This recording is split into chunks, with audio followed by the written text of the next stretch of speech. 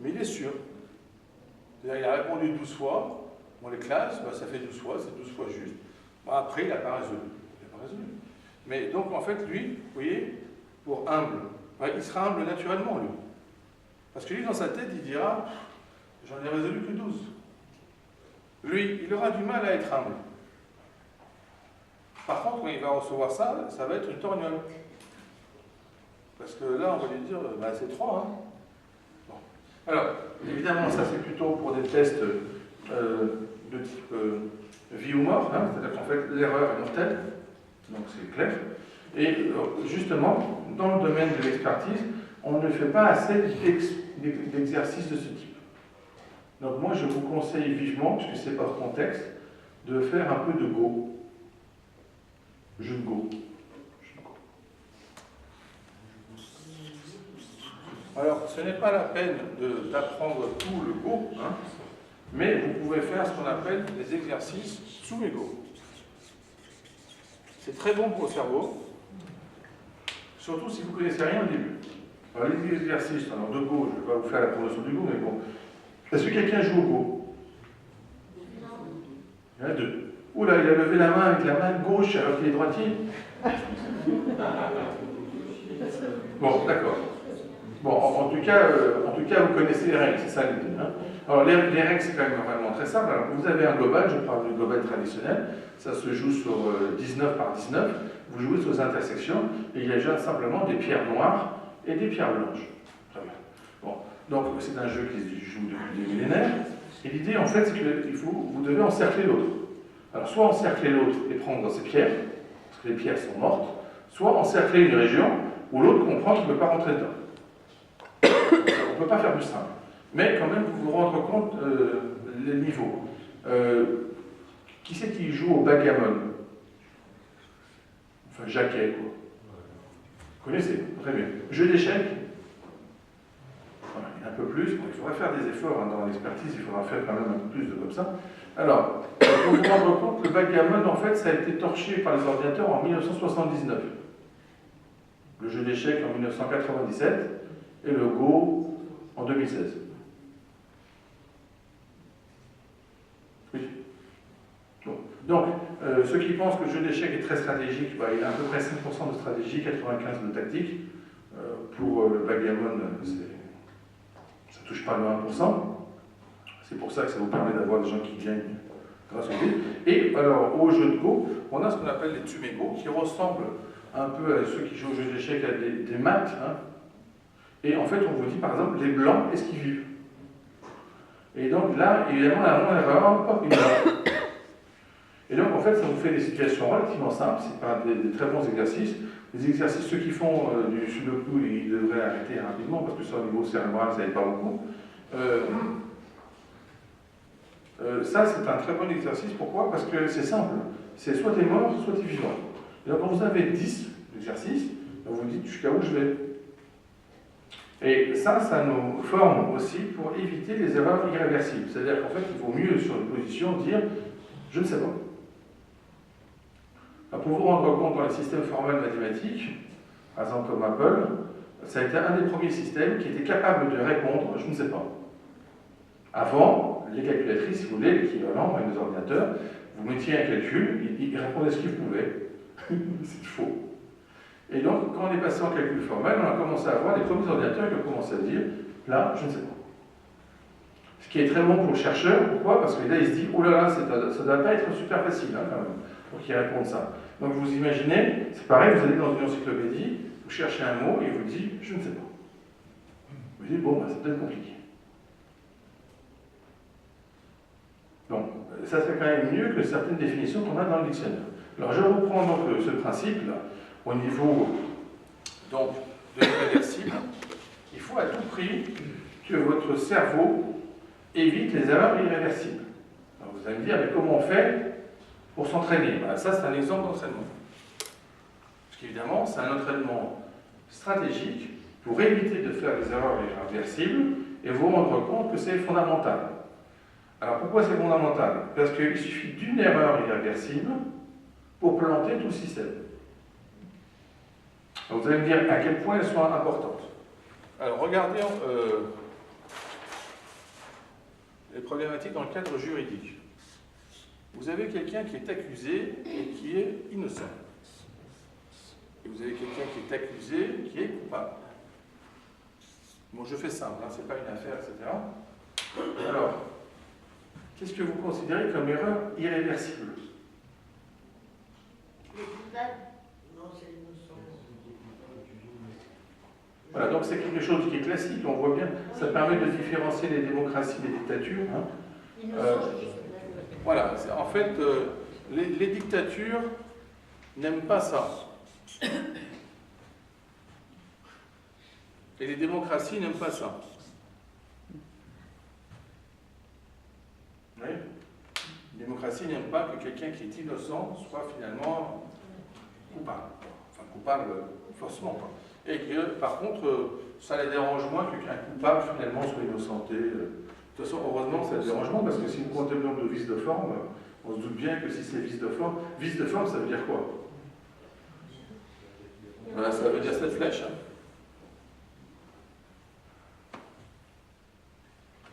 On l'accepte, quoi, c'est pas gênant. Bon. Par contre, là, justement, ce qui est dans ce cadre-là, que penser d'une justice qui est capable de faire ça? Vous voyez? Vous allez me dire, ben, c'est pas la justice divine, ça ne peut pas être tout le temps comme ça. En fait, on essaie de minimiser et d'avoir un pourcentage ici relativement restreint. Alors, du point de vue cérébral, donc là, en fait, on peut avoir des erreurs, hein, comme on disait dans les deux cas, mais en fait, on peut avoir des erreurs irréversibles et des erreurs réversibles. Donc, vous comprenez bien que, en réalité, notre cerveau produit sans arrêt des erreurs réversibles. Et c'est une façon, en fait, de gérer ce qu'on appelle des scénarios. D'accord? Donc, il fait des scénarios, ben, des fois il se plante, et puis il remet en cause, et puis il a différents processus, surtout quand on est en modèle profond. Alors, en modèle profond, vous voyez, vous mettez l'ensemble de vos neurones comme ça en simple, j'en mets certains. Imaginez que cette profondeur est plus importante, ça c'est l'entrée, et puis ensuite vous avez ce schéma-là, hein, chaque étape. D'ailleurs, je vous signale que c'est un poset, par ailleurs. Et puis vous avez dans votre entrée et votre sortie, hein, et vous essayez de voir comment ces neurones vont, grâce à leur pondération, leur poids, vont gérer certains problèmes. Et bien, je peux vous dire que les réseaux de neurones profonds qui sont, du point de vue de l'intelligence artificielle, les plus robustes et maintenant les plus performants, font sans arrêt des erreurs. Mais en gros, ils s'autocorrigent. D'accord? Donc, il faut vous rendre compte, par exemple, que quand vous êtes d'un point A à un point B, ben, vous avez un système d'autocorrection, par exemple votre équilibre, qui permet de corriger un peu et vous arrivez finalement au point A. Vous n'arrivez pas directement en phase linéaire. Ce qui est important pour l'expert, c'est la navigation dans l'erreur. Alors, qu'est-ce que ça veut dire la navigation dans l'erreur? L'expert, s'il part du principe que ce qu'on lui donne est juste, c'est une première erreur. Parce que ça se trouve, le premier document qu'il a, ou la première intervention, il y a déjà des erreurs dedans. Donc il faut déjà qu'il gère ces erreurs, qui ne sont pas forcément faites sciemment, hein, des erreurs techniques d'interprétation. La navigation dans les erreurs, en gros, pourquoi je mets navigation? Je pense que vous comprenez, c'est exactement comme le marin. Les erreurs, c'est toutes les vagues. Ben, il n'y a aucun bateau qui arrive à faire vraiment du linéaire. Ils font sans arrêt des problèmes, mais en fait, quand on lui dit d'aller du point A au point B, ben, il finit par y arriver. Donc, l'expert, il ne va pas forcément faire le chemin le plus court, hein, pour être plus impressionnant, mais ce qui est important, c'est qu'il arrive toujours à bon port. Alors, ça veut dire quoi? Ça veut dire que des fois, du point de vue de l'appareil juridique, on va dire ce type est lent. Ok. Alors, vous préférez, donc maintenant vous êtes magistrat, vous préférez un type lent, qui se plante jamais, ou un type rapide, qui se plante fréquemment, même une fois? Évidemment, si vous êtes vraiment magistrat, vous allez préférer la seconde. Parce que vous allez dire, les probabilités que ce soit sur moi qui s'est planté, c'est un peu plus rare.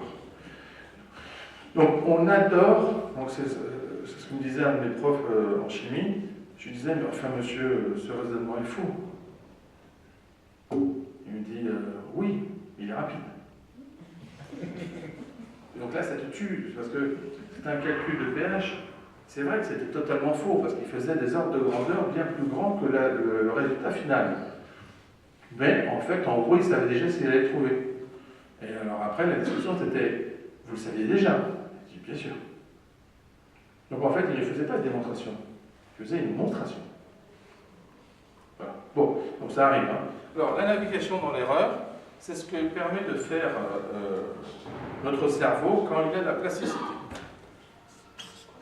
Alors, cette plasticité, elle est difficile. Bon, ça existe hein, du point de vue neurobiologique, mais moi je parle aussi de la plasticité, la capacité à résoudre des problèmes. Vous vous rappelez un problème très classique, entre guillemets, presque au niveau de l'humour. Alors, quand on vous le dit la première fois, vous dites bah oui, je connais, etc. Puis si on continue les questions, après on se demande ce que c'est quoi. Vous vous rappelez, ça commence par comment on met 4 éléphants dans une voiture. Voilà, donc vous apprenez à dire devant, et puis après on vous amène immédiatement la question comment on met 4 hippopotames dans une voiture. Voilà, il faut d'abord enlever les éléphants. D'accord. Bon. Alors ensuite on vous dit, et donc on continue comme ça, en fait il y a 17 questions, mais en fait c'est un test de Microsoft. Alors c'est quoi l'idée du test? L'idée du test, c'est qu'apparemment, au départ, ça commence à être complètement farfelu, on se dit, qu'est-ce que c'est une question débile hein.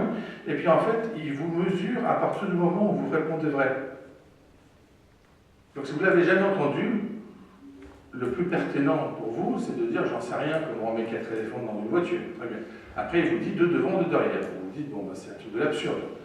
Quand il vous dit après pour les hippopotames, vous dites, bah, c'est bon, je vais utiliser son absurde. Et là, il vous pape, vous faites de nouveau, ça commence par B, et tu dis, bon, bah, c'est pas ça. Alors, après, il vous dit comment on met un hippopotame dans un frigo. Ouais. Tu dis, bah, il va continuer, lui. Hein. Et en fait, il faut penser à prendre l'éléphant de la voiture, enfin l'hippopotame de la voiture, et le mettre dans le frigo. Alors, au départ, vous dites, bah, c'est bon, je vais ouvrir un frigo, je vais le mettre, c'est le coup précédent. Et en fait, ça continue comme ça, et puis on en arrive à un moment, dans cette question, Tarzan convoque tous les animaux hein, dans la jungle, vous devez y aller vous aussi, et puis le problème, c'est que quand vous arrivez, il y a un fleuve avec, rempli de crocodiles. Donc la question, là, il vous dit qu'il vous fait quoi? C'est très difficile de penser immédiatement, je nage. Qu'est-ce que vous n'avez pas compris? Le je nage? Non, à la fin d'avant ce navire. C'est une rivière où il y a des crocodiles. Vous arrivez, il y a une rivière de crocodiles. Je ne pensais pas la raconter complètement, mais bon. Voilà. Et donc, la réponse, c'est je nage. C'est bon? Ouais. Et donc, en fait, évidemment, vous nagez parce qu'ils sont déjà partis à la jungle. Donc, il n'y a pas de crocodile. Mais après, il faut vous rappeler qu'il manque l'hippopotame qui est dans le frigo. Très bien.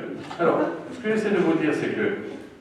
C'est bien, moi j'aime bien. Alors, ce que j'essaie de vous dire, c'est qu'au départ, c'est des questions qui peuvent paraître totalement farfelues, et puis après, tchac, on vous attrape sur la première question que vous répondez correctement. Et là, dès que vous vous plantez, on est en test NASA. Et on regarde combien de fois vous avez répondu correctement en ayant compris. C'est-à-dire qu'on ne compte pas le fait qu'au départ, vous ne répondez pas correctement. Mais en fait, on compte votre plasticité à rentrer dans un monde qui peut paraître absurde au départ. Et je peux vous assurer que quand même, un expert, quand il rentre la première fois dans le système juridique, il se dit ça doit être une blague, c'est pas possible. Hein, parce que quand même, ce qu'il vous demande des fois, vous dites, mais sérieusement, il demande ça?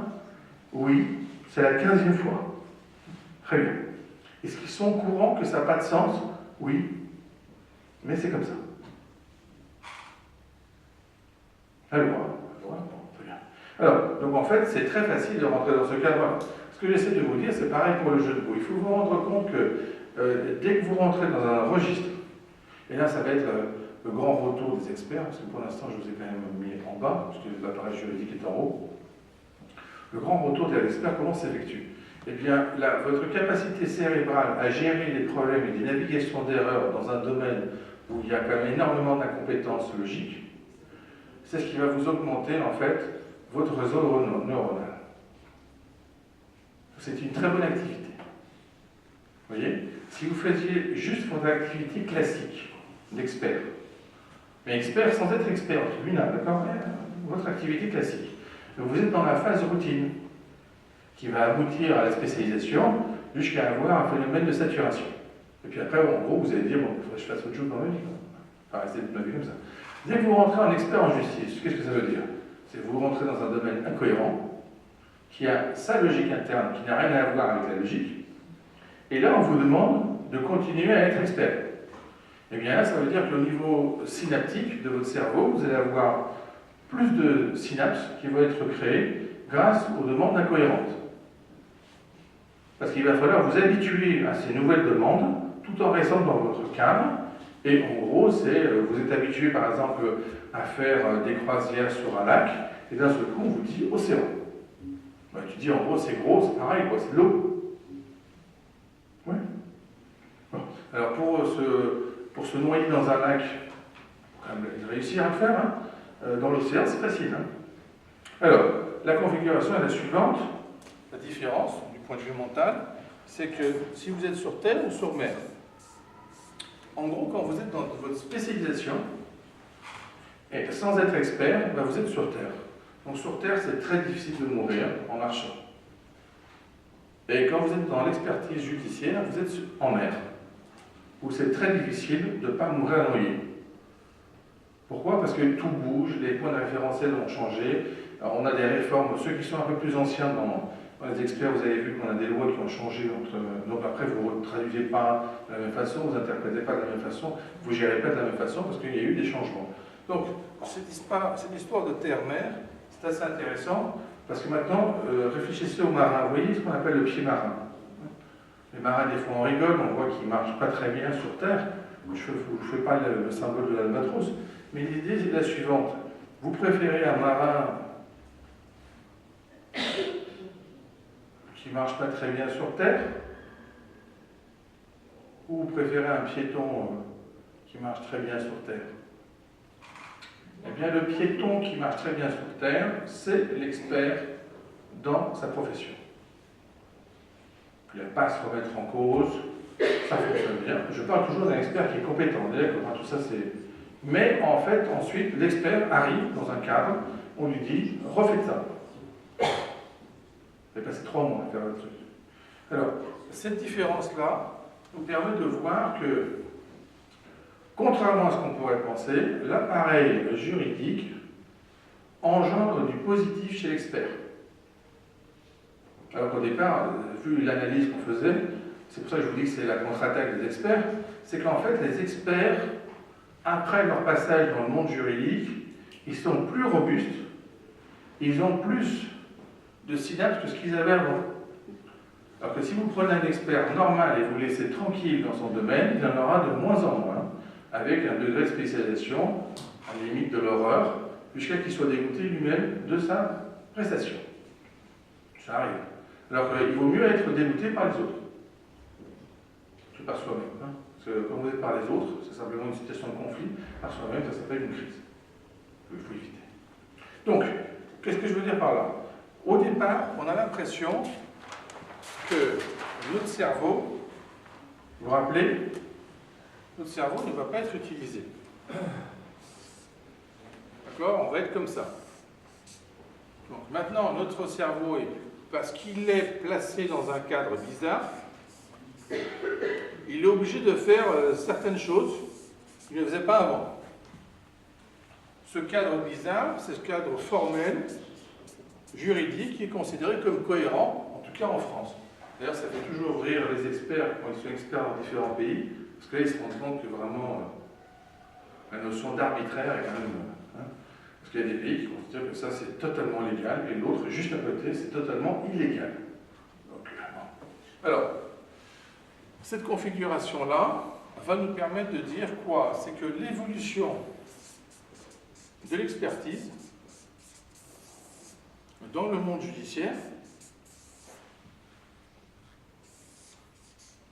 elle est plus efficace que dans le monde de l'expert. Donc en fait, parce que certainement certains d'entre vous sont experts simplement pour pouvoir, comment dire ça de façon diplomatique, enfin, être payés différemment, on va dire comme ça. Hein.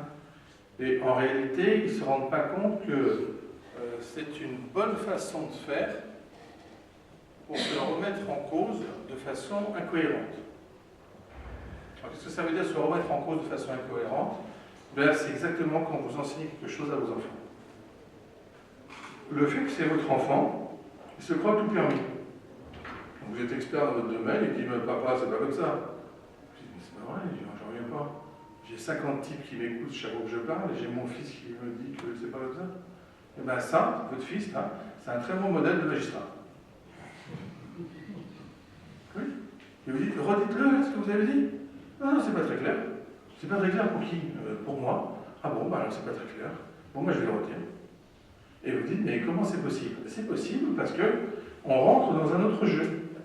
Donc, pour être plus cohérent, vous pouvez très bien avoir 11 gardiens de but qui s'amusent à parler entre eux, mais les 11 gardiens de but, dès qu'ils rentrent sur le terrain, il n'y en a plus qu'un. Oui, 2 si c'était de l'autre équipe, etc. Je sais pas. Mais j'ai dit 11 pour avoir une équipe seulement. Qu'est-ce que je veux dire par là? Ils sont tous gardiens de but. C'est leur compétence. Mais en fait, il n'y en a qu'un qui va pouvoir résister et être véritablement gardien de but dans ce cadre qui n'était pas le leur. Donc, le fait d'être hors cadre, très important. Alors là, je parle aussi pour le centre de formation. Moi, ce qui me désole des fois pour les choix, c'est qu'on nous fait de la spécialisation potentielle sur la spécialisation. C'est-à-dire qu'en fait, on a les types qui sont spécialisés, et on leur refait un autre séminaire où il faut qu'on soit plus spécialisé que le spécialiste pour pouvoir communiquer avec lui. Alors qu'en fait, ça n'engendre pas du tout de la plasticité, ça fait du copier-coller. Donc en gros, c'est une vision juridique plus simple pour des experts. Parce qu'en fait, ils nous prennent de nouveau pour des imbéciles. Oui. Donc on va vous expliquer. Bon, très bien. Et après, vous regardez, en fait, celui qui vous parle, il peut être en fait votre étudiant dans votre domaine. Mais il vous explique. Donc, je ne vais pas parler du système juridique comme ça, mais je vais vous parler de l'armée. C'est très drôle, ceux qui sont allés à l'armée, c'est très drôle quand vous êtes juste bidasse et vous avez des gens qui sont sergents qui vous expliquent des données scientifiques. Et vous dites, bon, moi c'était dans le génie, alors c'était pour, vous voyez, le mot l'indique. Il nous expliquait en fait comment sautent les mines. Bon, je t'ai dit, heureusement que je ne serai pas avec lui quand on aura un problème, parce que apparemment lui, il savait faire que le cours, il ne savait jamais déminer quoi que ce soit. Bon, et en fait, il me donnait un exemple de mine avec un tank, hein, anti-tank, alors qu'il nous parlait des mines personnelles. Alors c'était très drôle de lui prendre la mine, de la jeter, de sauter dessus. Vous imaginez son état? Il a failli... Ouais. Parce qu'il pensait qu'on pouvait avoir le poids d'un tank. Ça devait être ça. Bon, il a dû faire ses cours sur Jupiter, parce que sinon ça ne s'explique pas. Qu'est-ce que je veux dire par là? Le fait d'être hors cadre est très très bon pour le cerveau. Très très bon pour le cerveau. Alors, je vous donne un exemple de hors cadre.